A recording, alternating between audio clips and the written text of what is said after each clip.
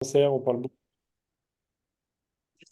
beaucoup d'amélioration des traitements, mais on oublie qu'il y a une grosse partie des séquelles que l'on doit gérer après les traitements de cancer en général, de radiothérapie en particulier, mais aussi bien évidemment en oncologie médicale. La question reste tout à fait pertinente et on sait que l'après-cancer est un gros problème actuel et qu'il y a besoin de faire de grosses améliorations dans cette situation-là. Et donc, c'est pour ça que ce soir, nous avons proposé à Charlotte Demour-Goldschmidt, qui est à l'origine oncologue radiothérapeute, mais qui a fait sa thèse de science en épidémiologie et qui propose des parcours de suivi après cancer avec notamment des parcours de dépistage des cancers secondaires et qui vient donc nous parler de qu'est-ce qui est d'actualité, qu'est-ce qu'il faut envisager et quelles sont les pistes pour pouvoir envisager un petit peu moins de problèmes de l'après-cancer par la suite. Donc Charlotte, merci beaucoup. Je sais que tu es partagée entre Angers, Caen et un petit peu Nantes aussi. Et donc, je suis ravi de pouvoir t'écouter ce soir. Merci beaucoup Stéphane pour cette présentation. Donc effectivement, la thématique de ce soir, c'est autour des cancers secondaires. Et donc la première partie qui va être sur quel risque, est-ce que ces cancers secondaires existent réellement et quel dépistage si jamais on pense que ces cancers secondaires sont un sujet d'actualité. Je remercie un certain nombre de personnes de mon équipe de recherche à qui j'ai emprunté certaines diapositives. Et puis, je participe aussi dans un certain nombre de réseaux européens. Et donc, Raoul Relin, qui est en Angleterre dans une équipe d'épidémiologie similaire, qui m'a également passé certaines diapositives. Et puis, sur le côté plus pratico-pratique, une collègue oncopédiatre au CHU de Saint-Étienne. Alors, je crois qu'il faut que je coupe ma caméra. Je suis désolée parce que j'ai un problème de souris qui ne marche pas sinon. Donc, ce risque de second cancer, mythe ou réalité? Alors, lorsqu'on regarde une étude qui a été réalisée, par exemple, en France, comprenant des adultes et des enfants qui ont été traités pour un premier cancer entre 1989 et 2004 dans 8 départements français et qui ont été suivis au 31 décembre 2007, donc un espace-temps relativement récent, court, hein, pour étudier un risque de second cancer avec les cancers très proches du diagnostic qui n'étaient pas comptabilisés comme second cancer. Eh bien, rien que dans cet espace de temps relativement court, il a été noté 7,3% des patients qui étaient inclus dans cette cohorte qui ont développé un second cancer au cours du suivi. Ces seconds cancers, ils étaient principalement chez les personnes les plus jeunes au moment du premier cancer. Vous voyez ici, alors il n'y a pas la courbe spécifique des enfants qui devaient être pas très nombreuses sur ces 8 départements. Et lorsqu'on regarde le risque relatif de second cancer en fonction du site du premier cancer, eh bien, on retrouve essentiellement des cancers qui sont plus liés à des facteurs d'exposition. Donc, on retrouve les cancers ORL, le cancer de l'ésophage, le cancer du larynx, le cancer du poumon. Et dans un second temps, on retrouve après d'autres cancers qui sont connus également pour majorer le risque de second cancer et cette fois peut-être un peu plus lié au traitement reçu et pas à l'exposition. Donc c'est ce qu'on retrouve sur cette autre diapositive, toujours dans la même étude où vous voyez là sous la forme de courbe qu'effectivement les patients qui ont eu un cancer plutôt lié à une exposition tabagique ou alcoolo-tabagique, eh bien ce sont des patients les plus exposés à avoir un second cancer. Dans ces cas-là, on ne parle pas forcément de cancer secondaire, mais plutôt de second cancer. Et donc, dans la population adulte, le risque majeur de second cancer, il est plutôt lié à la consommation d'alcool et de tabac, qui a probablement entraîné le risque du premier cancer et qui entraîne le risque de second cancer. Donc ici, on voulait plutôt parler de cancer secondaire, c'est-à-dire de nouveaux cancers qui ont pris naissance dans le corps d'une personne qui a déjà reçu un diagnostic de cancer, qui n'est pas lié directement au premier cancer diagnostiqué, qui peut être situé dans le même organe ou à distance, et secondaire dans le sens où c'est lié au traitement antérieur, comme la chimiothérapie ou la radiothérapie, qui sont les traitements qui sont les plus connus aujourd'hui pour entraîner un risque de cancer secondaire. Alors, je vous posais la question tout à l'heure de savoir si c'est un mythe ou une réalité. Lorsqu'on regarde les risques relatifs, le risque est nettement plus important, effectivement, de développer un autre cancer par rapport à la population générale lorsqu'on a eu déjà un premier cancer et qu'on compare aux âges de traitement. En incidence cumulée, heureusement, on voit que c'est relativement faible et que la plupart de nos patients, une fois qu'on les a guéris, on peut être relativement rassuré et se dire qu'ils vont pas forcément développer de second cancer. Donc là, vous avez tous les seconds cancers confondus, et puis la courbe jaune, c'est sans les mélanomes. Alors c'est un problème, comme le disait Stéphane tout au début, effectivement de santé publique, et en particulier pour les patients les plus jeunes qu'on prend en charge, la population pédiatrique, mais également la population des jeunes adultes. Aujourd'hui, grâce à l'augmentation de la survie qui est à peu près la même, si là c'est pour la courbe de la pédiatrie, mais qui est à peu près avec une tendance similaire pour la courbe des jeunes adultes, on a 50 000 à 60 000 adultes qui sont concernés, qui ont eu un premier cancer à un jeune âge. La problématique, c'est que 70% d'entre eux auront des complications chroniques, ce qui va altérer la morbidité et la qualité de vie. Et parmi eux, plus de 40% auront des complications graves. Et vous voyez sur cette courbe à droite, là, la ligne rouge avec le risque en termes de mortalité qui est surtout lié au second cancer, en dehors de la récidive très tardive du premier cancer qui est effectivement une des causes principales de mortalité. Néanmoins, lorsque vous regardez la forme de la courbe, le risque de récidive ou de progression tardive de la maladie, c'est surtout dans les premières années, et puis après ça stagne, ça a tendance à faire un plateau, alors que le risque de second cancer augmente tout au long de la vie. L'autre grande problématique, en plus de la mortalité, c'est que faire une annonce de second cancer, c'est très dévastateur sur le plan psychologique, en plus du plan physique. Et annoncer à un patient qu'il a un second cancer alors qu'il a été traité pour un premier cancer il y a de nombreuses années, que ce second cancer est lié au traitement reçu, c'est quelque chose de très difficile. Alors, quel facteur causal de ces cancers secondaires? La radiothérapie, la chimiothérapie. Alors, je pense que nombre d'entre vous ont déjà entendu parler du risque lié à l'irradiation et entre autres à la radiothérapie.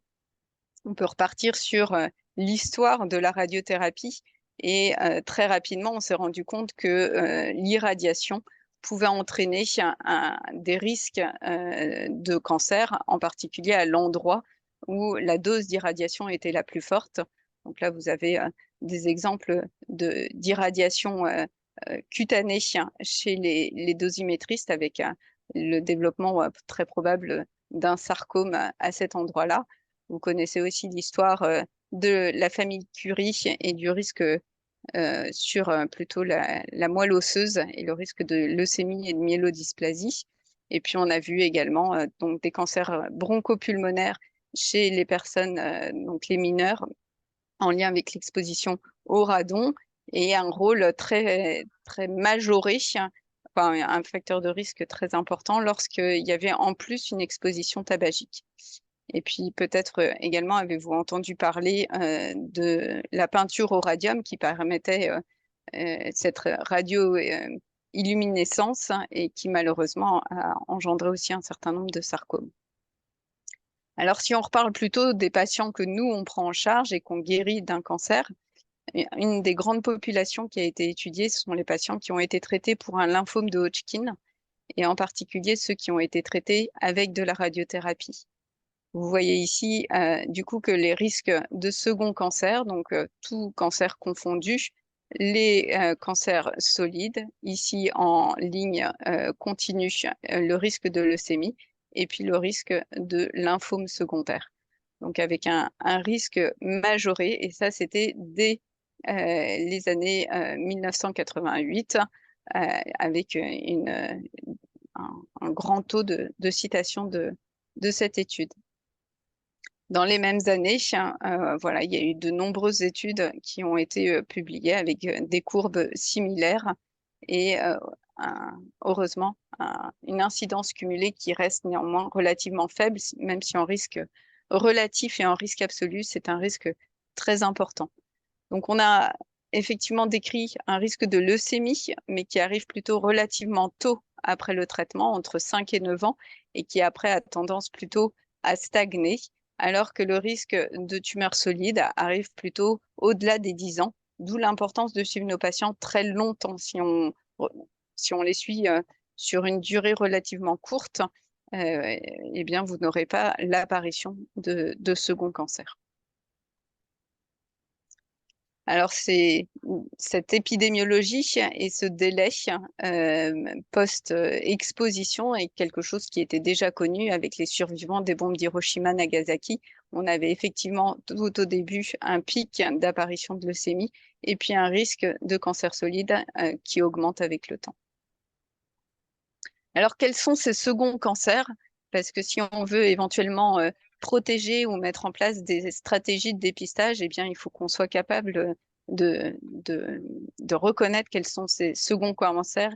Et pour mettre en place des stratégies de santé publique, il faut que ça, entre guillemets, vaille le coup. C'est-à-dire qu'on propose à un certain nombre de patients de faire le dépistage, mais que si la balance bénéfice-risque est intéressante, c'est-à-dire on propose un dépistage qui forcément va être stressant, que si on trouve un certain nombre de cancers, si c'est rarissime, c'est pas forcément très logique de proposer un dépistage à énormément de patients. Donc, dans les cancers qu'on va retrouver le plus souvent, ça va être les cancers du sein, les cancers de la thyroïde, et puis ensuite, vous voyez, ça se décline globalement sur l'ensemble des localisations. Alors, pour le cancer du sein, on peut se dire qu'un dépistage est potentiellement possible puisque ça existe dans la population générale. Le cancer de la thyroïde, potentiellement également, on pourra en rediscuter. L'évolution d'un cancer thyroïdien étant beaucoup plus lent, il faut également adapter la fréquence des dépistages qu'on propose parce que si on retrouve des cancers de l'intervalle, ça n'a aucun intérêt de faire le dépistage.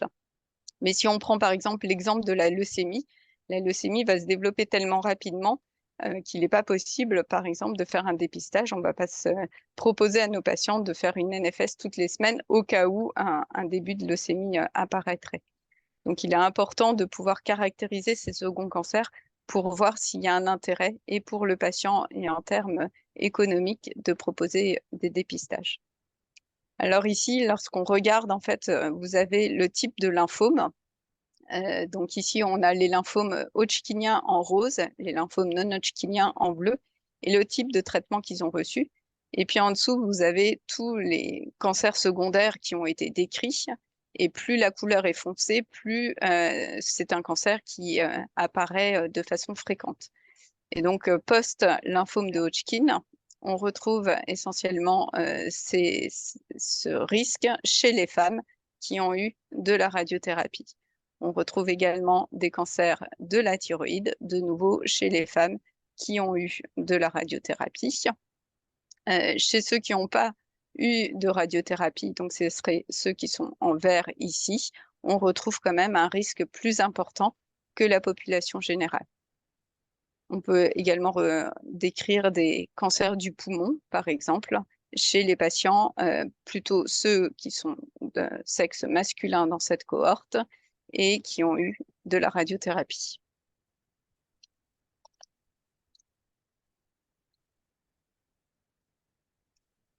Alors, par rapport à ce risque de cancer du poumon plutôt chez les patients qui ont eu, chez les patients hommes qui ont eu de la radiothérapie, eh ben, il est fort à craindre qu'il y ait eu une exposition supplémentaire et en particulier le rôle du tabac sur le pouvoir multiplicatif de l'exposition tabagique à la radiothérapie est très importante avec un risque multiplicatif notable qui est plutôt autour de 6 fois. Alors, je suis désolée, il y a un téléphone qui n'arrête pas de sonner. Hop, voilà, je vais débrancher mon téléphone, ça me perturbe. Un autre exemple, une autre étude sur le risque multiplicatif. Là, vous voyez de nouveau le risque qui passe entre donc, les patients qui ont eu de la radiothérapie mais qui ne fumaient pas. donc un risque qui n'est pas significatif dans cette étude, par rapport aux patients qui ont eu de la radiothérapie et avec une exposition tabagique, un risque très nettement majoré par rapport aux patients qui fument, par exemple, et qui n'ont pas eu de radiothérapie. On voit qu'il y a une différence notable. Donc, le premier message que je pourrais vous faire passer, c'est la prévention primaire et l'importance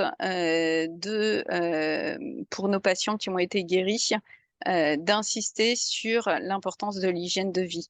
Le traitement, il était obligatoire pour qu'on puisse les estimer guéris de leur cancer.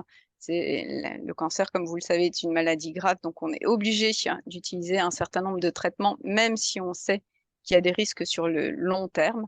Mais par contre, vous voyez, j'aime bien cette courbe qui est quand même très parlante entre les patients qui n'ont pas eu de radiothérapie ou qui ont eu une radiothérapie minime mais qui n'ont pas fumé. On est quand même avec un risque de cancer du poumon relativement faible, même s'il est un peu plus important que la population générale, par rapport à ceux qui ont fumé sur une grande période de temps. Alors, pour le tabac, oui. Est-ce qu'il y a une importance des autres points d'hygiène de vie, hein, que ce soit la nutrition et les autres, voilà, que ce soit le poids, l'activité physique et puis l'alcool. Donc, il y a eu une grande étude qui a été faite qui a poolé trois cohortes, quatre avec une qui comprenait que des questionnaires. Donc, en Chine, en Angleterre et aux États-Unis, hein, donc des populations relativement différentes, avec de très nombreux patients qui ont été du coup suivis, plus de 37 000 patients guéris d'un cancer, plutôt des cancers adultes, des patients adultes, et vous voyez que lorsqu'ils avaient donc l'ensemble des facteurs de vie d'exposition au verre, eh bien, on réduisait quasiment de moitié toute cause de mortalité secondaire et presque de moitié, un peu moins, concernant le risque de second cancer et de mortalité du second cancer. Donc vraiment très, très important. Cette hygiène de vie sur laquelle on n'insistait pas beaucoup, en tout cas dans les consultations de suivi à long terme et dans notre pratique jusqu'il n'y a pas très longtemps. Et là, les nouveaux projets qui concernent l'après-cancer et le suivi à long terme sont plutôt très tournés autour de l'hygiène de vie en lien avec ce type d'études. Ce qui permet aussi de dire aux patients, il n'y a pas une épée de Damoclès au-dessus de votre tête avec un risque de second cancer. Vous vous souvenez, je vous ai dit que c'était en termes d'incidence cumulée, c'est relativement rare. Donc, on peut se dire que si nos patients ont tous les facteurs ovaires en termes d'hygiène de vie, eh bien, nos patients ne feront pas partie de ceux qui ont un second cancer. En termes d'autres facteurs de risque, eh bien, il y a le suivi. Plus on augmente le suivi de nos patients, plus le risque de second cancer augmente. Et donc ça, c'est également en lien avec la population générale, puisque plus on vieillit, plus il y a un risque de cancer.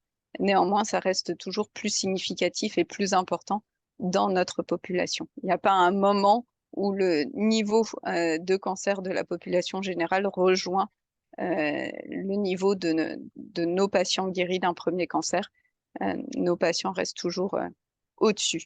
Et donc, c'est ce qu'on voit là avec les deux flèches que je vous ai mises, c'est-à-dire que le risque en fait de second cancer augmente au fur et à mesure que l'âge lors du premier cancer était faible.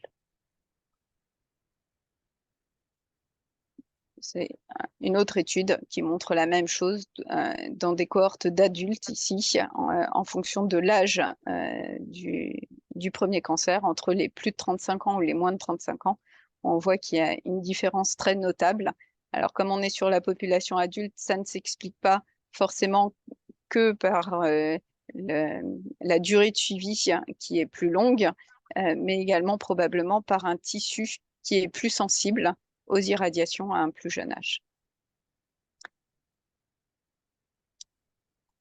Donc là, c'était sur la gauche, vous avez le risque de second cancer en fonction de l'âge. Donc ça, on en a parlé. Plus on est jeune, plus le risque augmente. mais également en fonction du champ de radiothérapie. Et donc, plus le champ de radiothérapie était important, plus le risque de second cancer était important, puisque on exposait plus de tissus sains éventuels à une irradiation. Et donc, c'est ce que vous voyez sur cette courbe avec une particularité supplémentaire, c'est-à-dire que quand on irradie les ovaires et quand il y a du coup une ménopause précoce qui s'installe, le risque de cancer du sein est diminué. Dans les autres études que je vous ai pas montrées, lorsqu'on supplémente nos patientes qui ont une ménopause précoce avec un traitement hormonal pour les mettre à niveau, en fait, on ne perd pas ce bénéfice, entre guillemets, ce pseudo-bénéfice, en tout cas en termes de risque de second cancer. On peut donc supplémenter nos patientes qui ont une ménopause précoce sans majorer leur risque de second cancer au niveau du sein, entre autres. Donc voilà, c'était sur cette courbe-là, par exemple, où vous voyez la différence de risque en fonction de la dose reçue aux ovaires, donc avec un risque plus faible lorsque les ovaires ont été irradiés. Ce genre de données ne fait pas partie aujourd'hui des recommandations de prise en compte lorsqu'on fait des recommandations de dépistage, probablement parce que c'est déjà très compliqué de réussir à faire des dépistages dans une population et de sensibiliser au dépistage. Donc, si en plus on rajoute des items supplémentaires, à savoir il faut regarder la dose aux ovaires et éventuellement notre patient n'est plus forcément dans le groupe le plus fort de risque de second cancer, on risque au final de perdre notre population qui est déjà relativement difficile à suivre. Je vous en parlerai tout à l'heure. Alors, un autre exemple qui a été beaucoup plus décrit et qui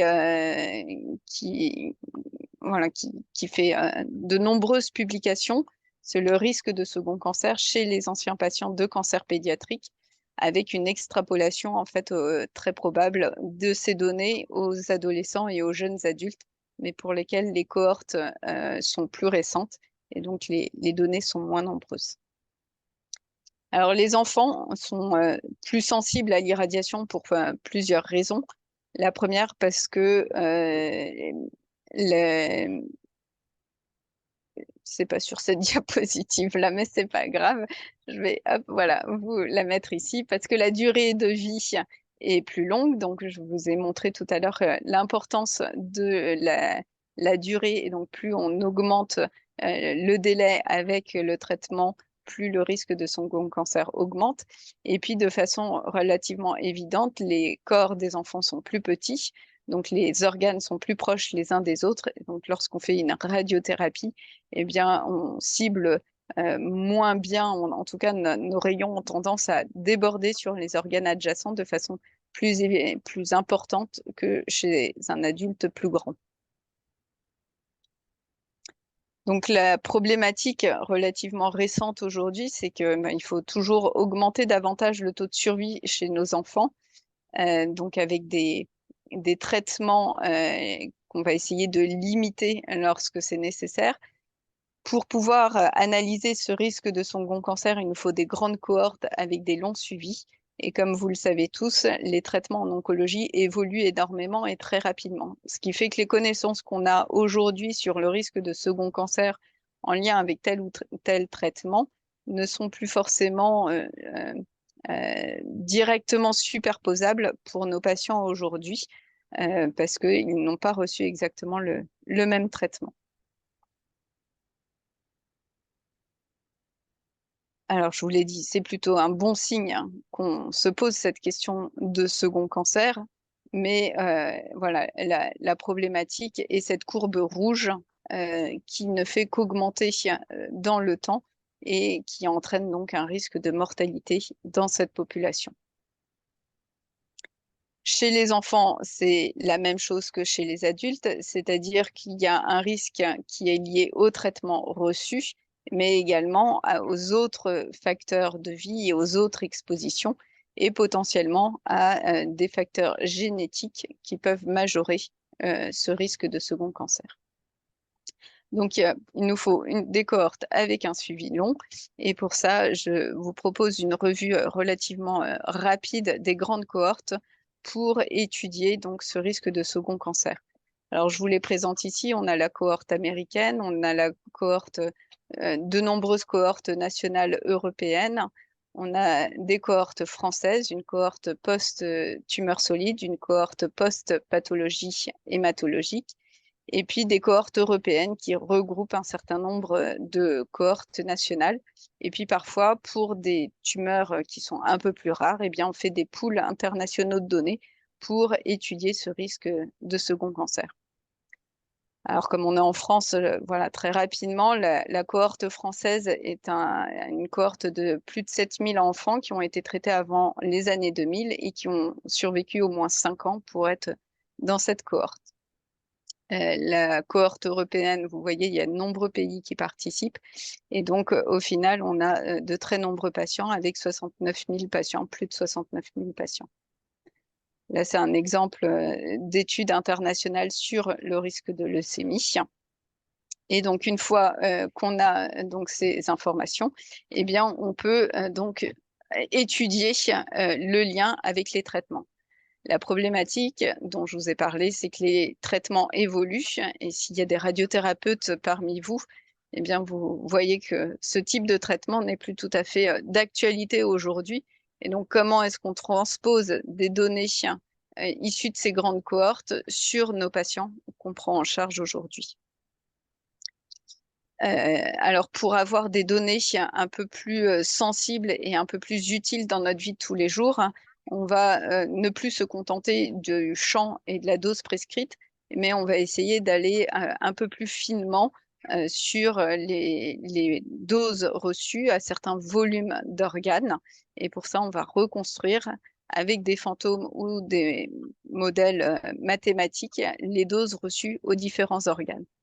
Donc, c'est ce qui est fait, par exemple, dans la cohorte française. Donc, en fonction du champ de la radiothérapie, eh bien, on peut, et des caractéristiques de la radiothérapie, reconstruire sur l'ensemble de la cohorte les doses précises aux différents organes en fonction de la position de traitement, en fonction du sexe du patient, en fonction d'un certain nombre de données morphologiques.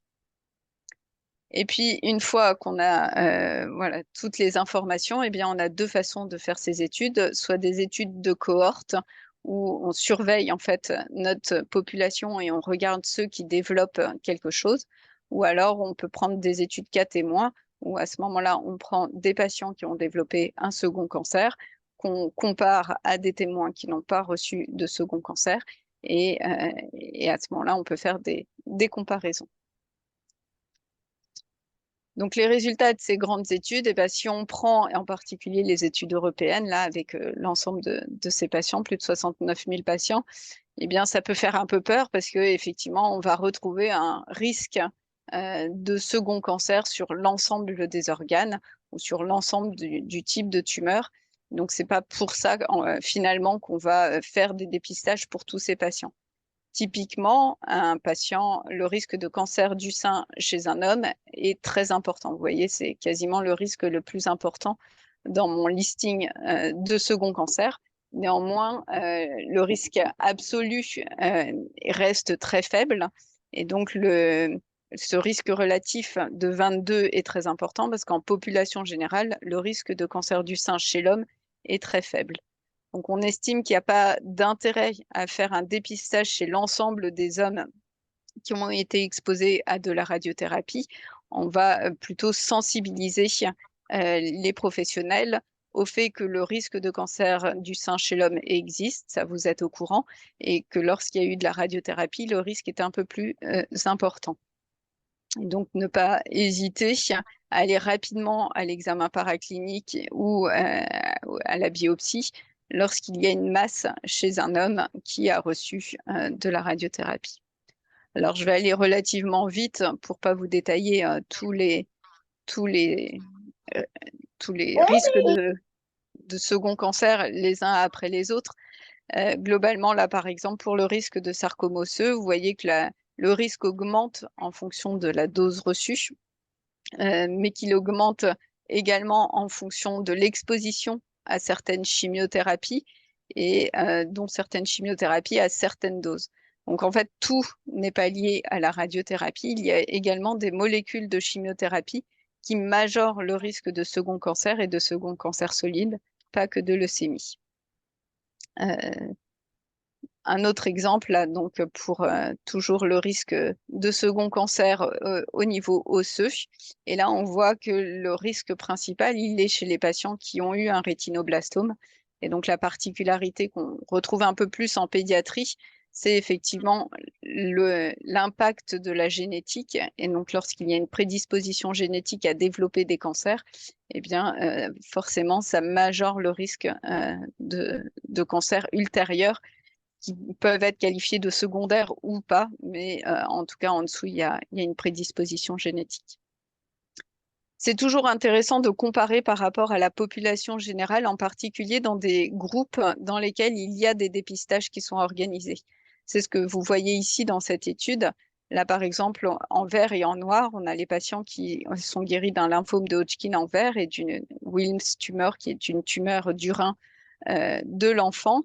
Et lorsque ces patients, en particulier ceux qui ont eu de la radiothérapie, du coup, ont un risque de second cancer digestif, on voit que c'est à peu près équivalent au risque qu'on retrouve chez les patients qui ont dans leur famille au moins 2 personnes du premier degré qui ont eu un cancer colorectal.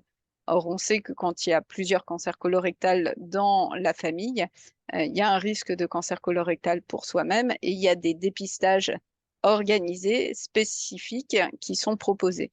Eh bien, en fait, c'est la même chose qu'il faudrait mettre en place pour nos patients.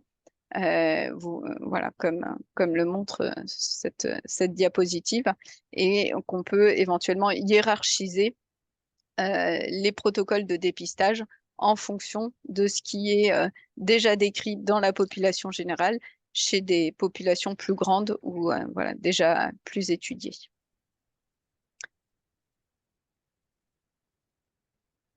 Hop, on va passer là-dessus. Bon, c'était également pour vous dire qu'il y a de nouveau pas que la radiothérapie, mais également certaines molécules de chimiothérapie, ici comme la procarbazine, qui augmentent le risque de façon significative de cancer digestif. La plupart du temps, et dans la plupart des localisations, ce risque augmente en fonction de la dose reçue.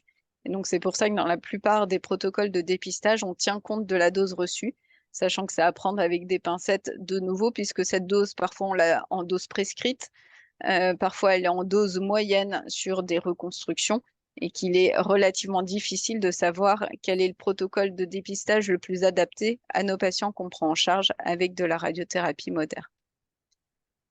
Alors ici, là, on voit en fait dans la population générale, le dépistage, il est recommandé à partir de l'âge de 50 ans. Alors on ne voit pas très bien parce que dans le bas de la courbe, c'est relativement bas, mais vous pouvez me croire sur parole, ce risque, il est à peu près semblable à celui des patients qui ont reçu plus de 30 grès en termes de radiothérapie à l'âge de 40 ans.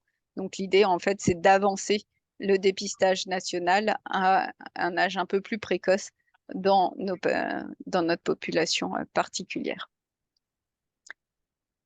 Le risque de leucémie, je vous en ai un tout petit peu parlé tout à l'heure. En fait, le risque second, il est essentiellement lié aux chimiothérapies. La problématique majeure est que ça vient en quelques jours, cette leucémie, et que les protocoles de dépistage, du coup, ne sont ni intéressants ni efficaces.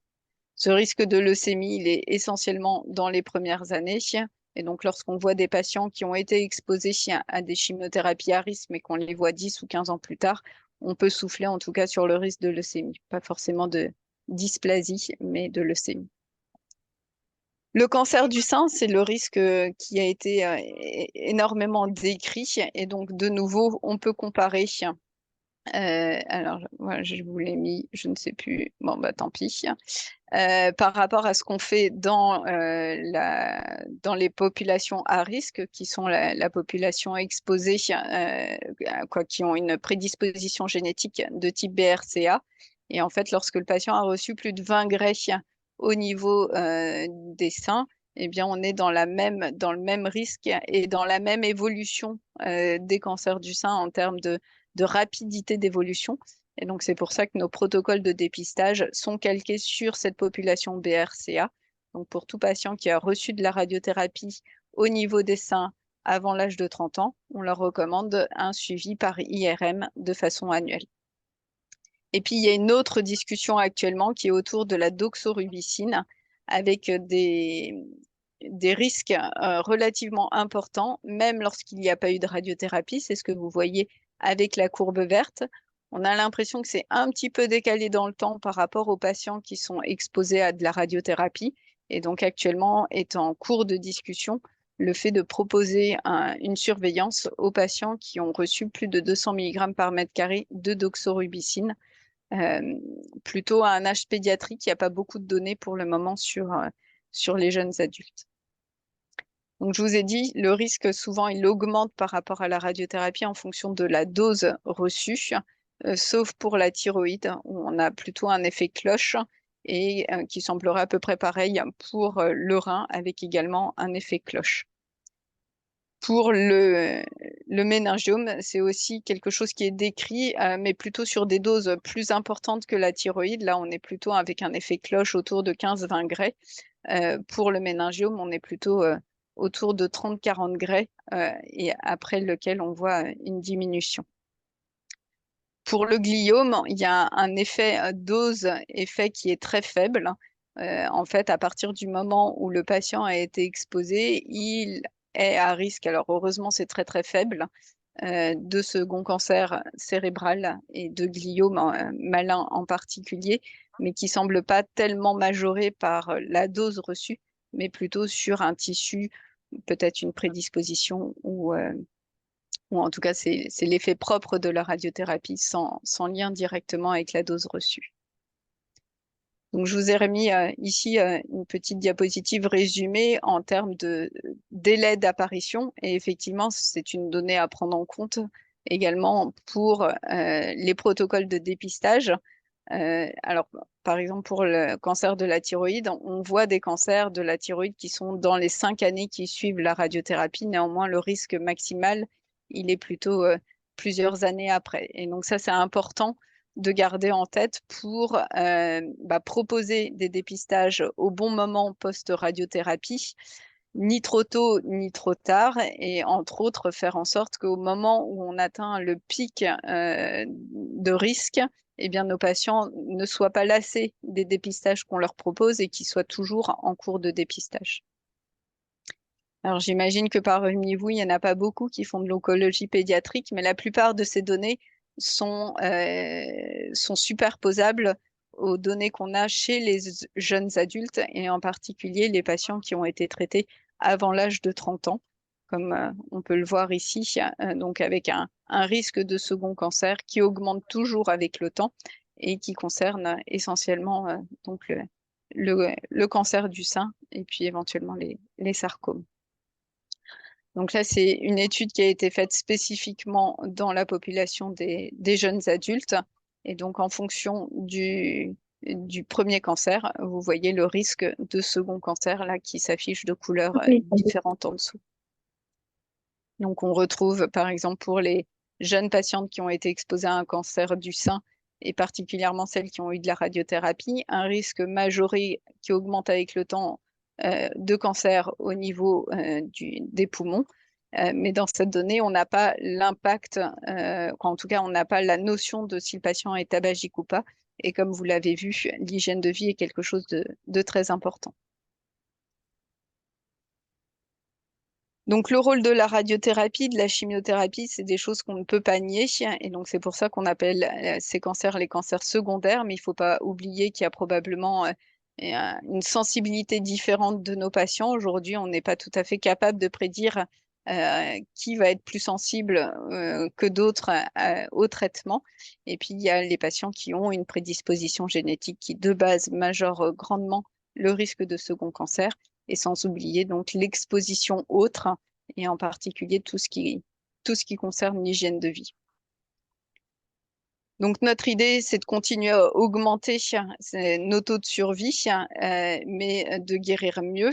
Et c'est ce qu'on voit, c'est ce qui a tendance à voir sur les cohortes de suivi, avec les patients traités dans les périodes les plus récentes, avoir un risque moindre de second cancer, entre autres grâce aux évolutions des traitements de radiothérapie. Donc c'est ce qu'on voit de nouveau sur cette cohorte américaine, et donc ça concerne tout type de cancer. Donc l'approche thérapeutique actuelle est d'essayer de réduire les doses et les volumes dans la mesure du raisonnablement possible.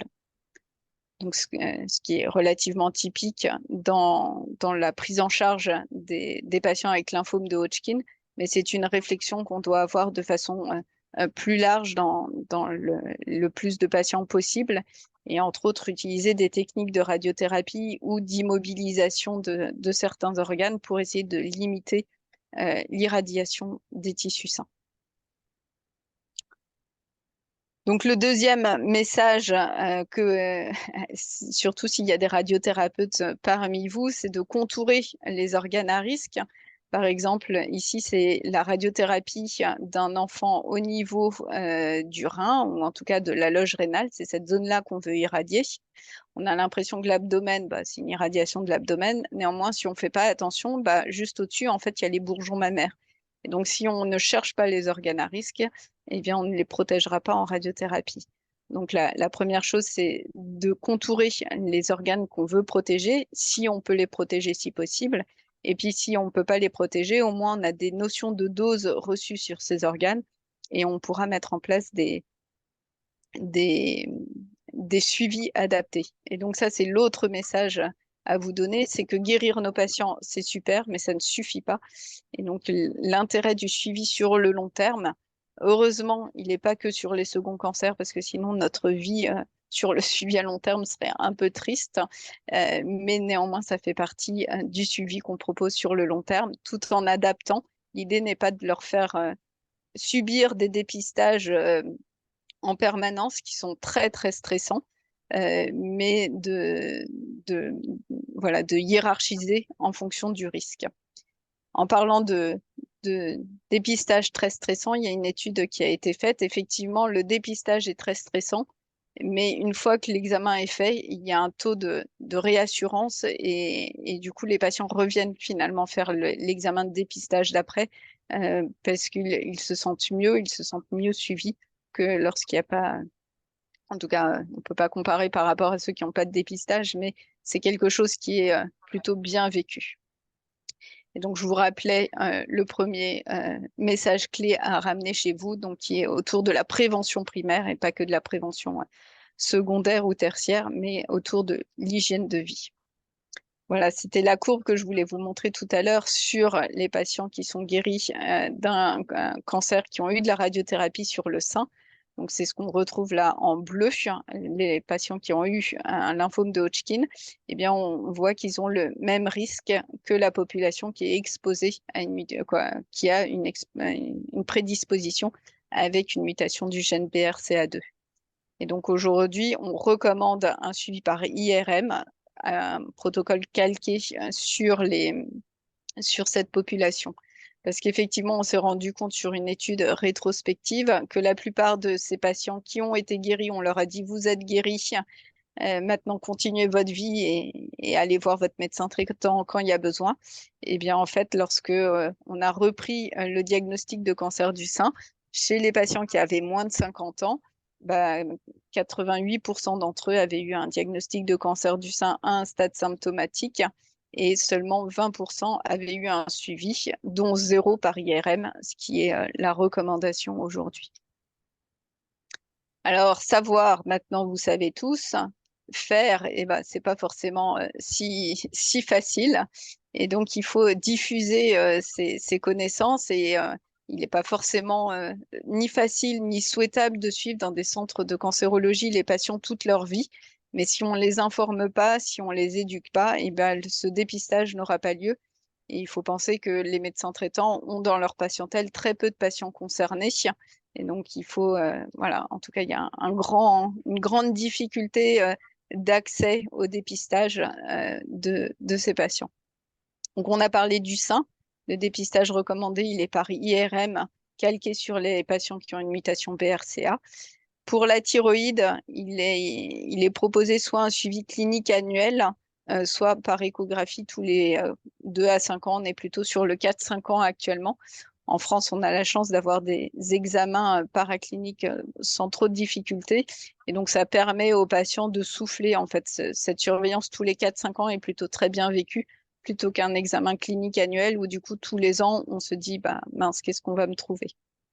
Le cancer du côlon et du rectum, vous l'avez vu, en incidence, c'est quand même très, très rare. Néanmoins, c'est pas forcément très compliqué de décaler la surveillance qu'on propose en population générale d'une dizaine d'années. Et donc, il y a deux possibilités. Soit on fait une recherche de sang dans les selles comme dans la population générale, ou alors on se dit que comme le cancer du côlon évolue par la présence d'un polype, eh bien, on fait une coloscopie. Le patient, il est un peu plus tranquille. On peut éventuellement faire un geste en même temps. Et cette coloscopie, à ce moment-là, elle est recommandée tous les 5 ans. Le second cancer le plus fréquent, c'est le cancer de la peau. Donc là, c'est un dépistage par un examen clinique et éventuellement éduquer nos patients, toujours en termes d'hygiène de vie et puis de surveiller leur peau. Pas de dépistage pour le moment recommandé concernant le cancer pulmonaire.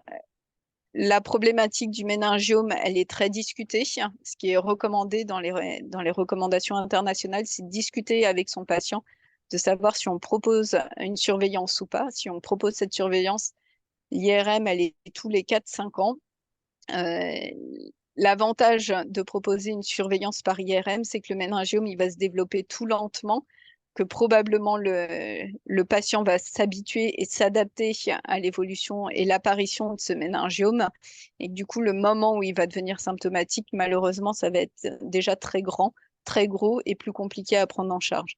C'est pour ça qu'on a une légère tendance souvent à proposer cette IRM tous les 4-5 ans. Néanmoins, on peut comprendre que ça soit anxiogène et très embêtant.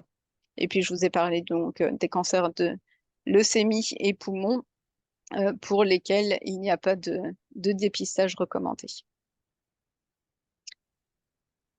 Un dernier point, donc on a parlé de l'hygiène de vie. Là, c'était dans une étude qui a été faite dans la population, la FCCSS, donc la cohorte française. Et donc, ça nous a permis de voir que la population qui était la plus exposée en fait à une hygiène de vie inadaptée, on va dire, était plus faible que celle qu'il y a dans la population générale. Mais quand on regarde, en fait, eh bien, c'était souvent des patients qui avaient un niveau d'éducation moins élevé, qui étaient isolés. Et donc ça, c'est quelque chose d'important. Et peut-être le dernier take-home message que je vous propose, c'est effectivement de détecter ces personnes les plus à risque d'avoir une hygiène de vie détériorée ou pour lesquelles ça vous semble tellement évident que bah, fumer n'est pas une bonne idée, mais il y a peut-être certaines populations auprès de qui il faut refaire de l'éducation. Et donc, comment aborder le sujet avec ces patients? Effectivement, c'est quand même quelque chose de très compliqué. Ils ont été guéris d'un premier cancer et donc leur dire, bah voilà, et vous êtes exposé à un second cancer, mais ne vous inquiétez pas, on a des examens de dépistage. Bah, ne vous inquiétez pas, c'est facile à dire, mais c'est pas très facile à entendre. Et encore, c'est pas forcément très facile à dire. Donc c'est quelque chose qui est pas évident. Ils en ont souvent entendu parler au moment du traitement, mais ils l'ont mis de côté, ils l'ont oublié. Mais c'est quand même quelque chose d'important et qu'il faut réussir à aborder avec nos patients. Alors heureusement, il y a des associations de patients qui sont aussi là pour nous aider et qui aident à sensibiliser leurs pairs euh, au programme de prévention. Et donc là, c'est un petit exemple d'un logiciel qu'on a mis en place dans la population pédiatrique et des jeunes adultes dans un certain nombre de centres, qui est en fonction donc, dans lequel il est renseigné tous les traitements reçus. Et puis, il y a un algorithme qui permet de proposer la surveillance adaptée au niveau de risque adapté au patient. Et ensuite, le patient, il peut télécharger l'application et savoir, bah, par exemple, voilà, on a dit une IRM tous les 4 ans, l'IRM au niveau cérébral, l'IRM du sein tous les ans, la surveillance thyroïdienne tous les 4 ans. Il y a un moment où en fait le patient s'y perd et donc il reçoit des messages pour lui dire c'est l'année d'organiser tel ou tel rendez-vous. En radiothérapie, il y a des outils de visualisation, de prédiction, mais qui ne sont pas utilisés dans la pratique puisque ça dépend aussi du modèle qu'on utilise pour prédire ce risque de second cancer. Mais en tout cas, c'est des choses vers lesquelles on peut évoluer. Et puis néanmoins, il y a quand même toute une réflexion éthique à avoir. C'est que toutes ces données et toutes ces connaissances, on les a par rapport à des anciennes cohortes, à des traitements qui ne sont plus d'actualité aujourd'hui. Et qu'est-ce qu'on fait? Comment on traduit ces informations pour les patients qui sont traités avec des traitements très modernes et pour lesquels, voilà, par exemple, si je vous dis il y a un risque de cancer du sein au-delà de 10 grès sur le sein, eh bien, si on n'a reçu que quelques pourcentages du tissu mammaire qui a eu plus de 10 grès, est-ce qu'on propose le dépistage? Est-ce qu'on ne le propose pas? Est-ce qu'il y a un intérêt? Est-ce qu'il n'y en a pas? Et donc là, il y a effectivement beaucoup de personnes qui se penchent sur la question, tant d'un point de vue épidémiologique que éthique. Et puis, si ça vous intéresse, il y a des formations dédiées. Il y en a tous les ans ou tous les 2 ans qui sont organisées par PanCare. PanCare, c'est l'association européenne sur le suivi à long terme. Ici, vous avez le congrès international sur le suivi à long terme. Et puis des sources d'information, vous avez toutes les guidelines qui sont juste pour tous les patients traités avant l'âge de 30 ans dans ce groupe IGAG ou pour la radiothérapie sur le groupe PanTech. Et puis, je ne sais pas si on partage les diaporamas ou pas après, mais en tout cas, voilà, vous avez une petite fiche résumée qu'on pourra partager. Bon, bah merci Sophie. Oui, Et c'est je suis enregistré et on disponible. partage le PowerPoint. Je suis disponible pour répondre à vos questions. Merci beaucoup. Merci Charlotte. Du coup, on a 2 questions dans le chat qui se regroupent un petit peu. Est-ce que dans une première question concernant le statut mutationnel du cancer secondaire, est-ce que c'est le même que le premier cancer ou est-ce qu'on a des informations sur une sélection d'un cancer plus agressif ou des cancers qui peuvent être quelque chose d'un peu différent? Et puis, est-ce qu'on sélectionne aussi chez les patients qui présentent un second cancer, donc là, le premier, c'est plutôt le cancer secondaire, euh, peut-être plus la rechute finalement, ou le deuxième cancer, c'est peut-être plus adapté pour des rechutes après un premier cancer que véritablement le deuxième cancer. Mais est-ce qu'on sélectionne chez les patients qui ont un deuxième cancer des profils de mutations? Tu parlais tout à l'heure des mutations BRCA ou d'autres. Que ce soit TMP53, enfin tout ça, est-ce que c'est des choses qui, rétrospectivement, font retrouver plus d'anomalies chez ces enfants devenus adultes?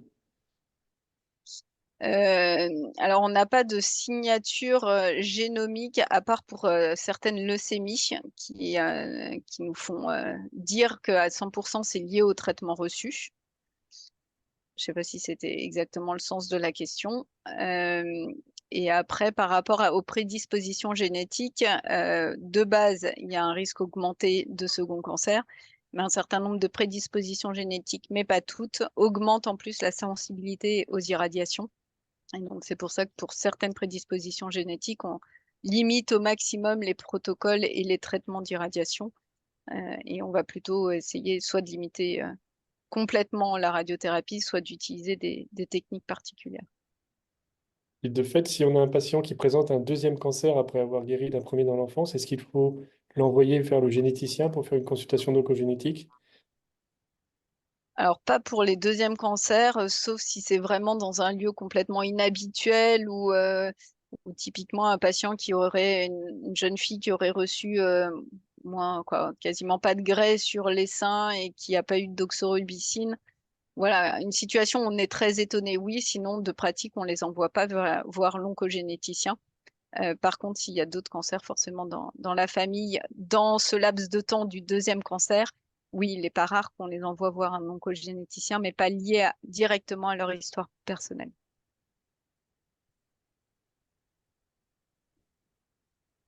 Une autre question dans le chat. Vous avez peu parlé des seconds cancers liés au traitement de chimio. Est-ce qu'il y a moins de risques de second cancer après un traitement de chimio? Alors, parce que les données sont plus récentes, les données étaient essentiellement focalisées sur la radiothérapie et nos protocoles de dépistage aujourd'hui ne tiennent pas compte de l'exposition à la chimiothérapie. Alors, il y a une question qui est posée en ce moment sur le cancer du sein et l'augmentation liée, par exemple, à la doxorubicine, lorsque c'est plus de 200 mg par mètre carré. Mais par contre, ce n'est pas le cas de toutes les anthracyclines. C'est pour ça que ça pose question. Et donc, il y a des études qui ne vont pas dans le même sens, en particulier en France, dans la cohorte FCCSS, nous, on ne trouve pas de risque majoré ou pas de façon aussi nette liée à la doxorubicine.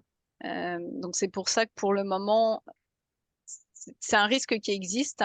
Et je suis passée peut-être un peu vite dans les études sur les éléments qui étaient les facteurs de risque qui sont retrouvés de façon significative, mais qui ne sont pas si majeurs que ça, en tout cas par rapport à la radiothérapie. Et c'est pour ça qu'on n'en tient pas compte aujourd'hui. Alors, dans le chat, on demande aussi si tu peux rappeler, Charlotte, l'application que tu utilises pour le suivi. Une idée de coordination pour chatter, s'assurer du suivi. Je ne sais pas ce que ça. Une IDE, si c'est une infirmière de coordination ou En tout cas, voilà. Est-ce que tu peux parler un petit peu plus de cette application, comment elle est disponible et qui y a accès? Du coup, elle est aujourd'hui offerte gracieusement dans les centres qui en font la demande. Elle est financée pour le moment par des programmes de recherche. Elle a été développée dans le Grand Ouest et donc elle est en cours d'essaimage dans un certain nombre de centres. Donc si vous êtes dans un centre où elle n'est pas disponible, en fait, il suffit juste de m'en faire la demande et on vous l'ouvre avec grand plaisir. C'est pas une application à télécharger, donc ça limite un certain nombre de freins et de difficultés d'utilisation dans les hôpitaux. Et ensuite, le médecin traitant ou le patient peuvent y avoir accès. Et là, de nouveau, en fait, c'est lorsqu'on déclare à un patient, on peut déclarer des personnes attachées à ce patient. Et du coup, les personnes en question peuvent y avoir accès. Et le logiciel s'appelle LogAfter. Du coup, si vous tapez LogAfter sur Internet, vous trouverez également des informations dessus. Je vais écrire le nom du... Il faut que je coupe ma caméra et que je remette mon... Voilà, mais je vais vous l'écrire dans le chat. Et je voyais que dans l'assistance, il y avait par exemple des spécialistes de médecine nucléaire. Est-ce qu'on quantifie le risque de second cancer en fonction aussi de l'imagerie qui a pu être délivrée, les TEP qui sont répétés dans les Hodgkin ou d'autres scanners? Est-ce qu'il y a quelque chose qui sort sur ça en complément en plus du traitement habituel de radiothérapie, de chimiothérapie? Alors, j'ai retiré ce passage-là aujourd'hui, qui est plus lié aux faibles doses. Le risque, il existe et il est majoré. Par rapport à la dose reçue de radiothérapie, elle reste minime. Et donc, c'est pour ça que, par exemple, dans certains pays où l'IRM n'est pas accessible, par exemple pour le dépistage sénologique, on recommande quand même de faire un dépistage par mammographie, parce que la balance bénéfice-risque reste en faveur, là, pour le coup, de la mammographie. Donc oui, c'est des choses qu'on commence à quantifier, qu'on commence à prendre en compte. Mais comme vous avez vu, les données qu'on a viennent de cohortes tellement vieilles qu'il y a un moment où la sensibilité est relativement difficile pour estimer des doses beaucoup plus faibles. Et justement, par rapport à ces faibles doses, quand la radiothérapie en modulation d'intensité est apparue, on avait mis un gros warning sur le risque à l'utiliser chez les enfants. Est-ce que depuis maintenant les presque 20 ans que c'est utilisé, est-ce qu'on voit apparaître un sur-risque chez les enfants qui ont une technique de radiothérapie en modulation d'intensité? Non, il n'y a pas de... C'était un risque qui reste théorique, c'est un risque sur lequel on continue de faire attention. Alors après, je dis non et en même temps, il faut se méfier. C'est-à-dire que avec ces nouveaux traitements, si on ne contourne pas les organes à risque, par exemple, on va contourer, voilà, je sais pas, le cœur et donc on va mettre une contrainte forte sur le cœur, et ben on peut se retrouver avec une dose qui va passer sur les bourgeons mammaires ou sur la thyroïde parce qu'on l'a pas contourée, plus importante que ce qui aurait été fait avec un traitement plus ancien, plus classique. Donc ça dépend de la façon de contourer. En tout cas, si on, on- on fait en sorte de contourer les organes qu'on veut protéger, les petites doses disséminées et sur lesquelles on avait peur ne ressortent pas comme étant un élément alarmant. Et donc aujourd'hui, on traite la population jeune avec des modulations d'intensité sans trop de problèmes. Donc finalement, tout ce qui a été publié au départ sur la dose intégrale n'est pas retrouvé à long terme. Elle reste théorique, mais elle n'est pas retrouvée de façon significative par rapport aux autres problématiques. Non, ça ressort pas. Je ne sais pas s'il y a d'autres questions. En tout cas, ça fait ressortir beaucoup de sujets très pertinents. Tu parlais des protons et je ne sais pas si du coup les protons apportent un bénéfice en termes de réduction du risque. On voit que c'est une grande discussion dans plein de domaines. Alors après, les protons, l'avantage aussi qu'ils ont, c'est qu'on on passe pas forcément des petites doses à zéro, c'est qu'on passe de certaines zones qui étaient à moyenne irradiation à beaucoup plus faible, et donc l'intérêt est aussi là dans certaines irradiations aux protons.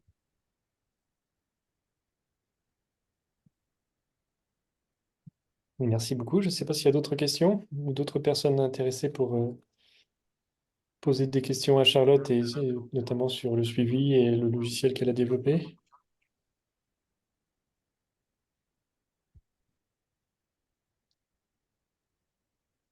Non, visiblement, il n'y a plus de questions. Merci Charlotte, encore une fois en tout cas. Ben, Oui, merci à vous de m'avoir invité. un grand merci. Et donc, moi, c'est enregistré. Donc, il y aura le lien du replay qui sera sur notre chaîne YouTube et sur notre site. Et je vous enverrai aussi le PowerPoint compressé. Et le prochain webinaire sera le jeudi 18 juin par le docteur Léo Mas sur l'évolution de l'incidence et de la mortalité du cancer du pancréas en France. Mais voilà, je vous renverrai une petite invitation, comme je le fais chaque mois. Voilà, un grand merci Merci beaucoup. Bonne soirée. et bonne Bonne soirée à tout le soirée. monde. Merci.